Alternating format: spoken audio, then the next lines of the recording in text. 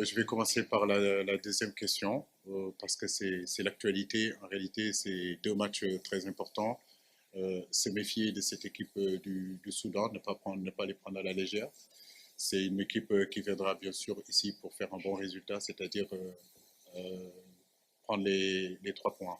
C'est à nous, comme on l'a toujours fait, en réalité, quand c'est important, et on sait que cette Coupe du Monde-là est très importante et que le Sénégal doit y être, il est important de bien aborder en réalité ces éliminatoires comme on l'a toujours fait, en essayant d'emmagasiner, si vous voulez, 6 points sur ces deux matchs-là.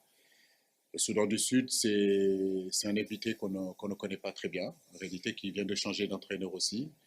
Apparemment, c'est l'ancien entraîneur de Madagascar, Dupuis, qui y sera. Donc, on va voir qu'est-ce qu'il va nous apporter. Mais c'est un match que nous préparons vraiment avec sérieux, d'autant plus que notre dernière rencontre ici contre l'Algérie, on a fini par une défaite. Il est important pour nous d'apprendre à gagner chez nous et de remettre les pendules à l'heure. Le Togo, on le connaît. C'est une équipe qui nous a éliminés en 2006. C'est une équipe qui nous empêche d'aller à la Coupe du Monde en 2006. J'ai envie de dire qu'aujourd'hui, quand vous allez au Togo, ils vous parleront que de ça. On vous a éliminé durant le mondial en 2006 et on est capable encore de le faire.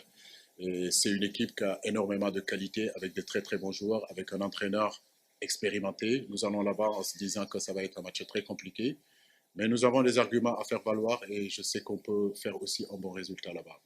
Maintenant, concernant le garçon Abdallah, Abdallah est blessé, donc, mais c'est un garçon que j'ai toujours compté sur lui. Aujourd'hui, effectivement, Jacob, il est là. Abdou Diallo est capable de jouer à ce poste-là, mais Balo Touré aussi est en train de faire est en train d'avancer aussi au niveau de Fulham. Il est en train d'emmagasiner aussi du temps de jeu. Comme je l'ai dit, cette équipe-là, il y a énormément de concurrence. Rien n'est encore fait. Il reste encore 2 mois. Et je sais très bien qu'entre le mois de novembre, le mois de décembre et le mois de janvier, beaucoup de choses peuvent se passer. Abdallah sait que je compte sur lui. Mais comme vous le dites, sur ces deux regroupements, il n'y est pas. Ça ne veut pas dire qu'il ne sera pas à la CAN.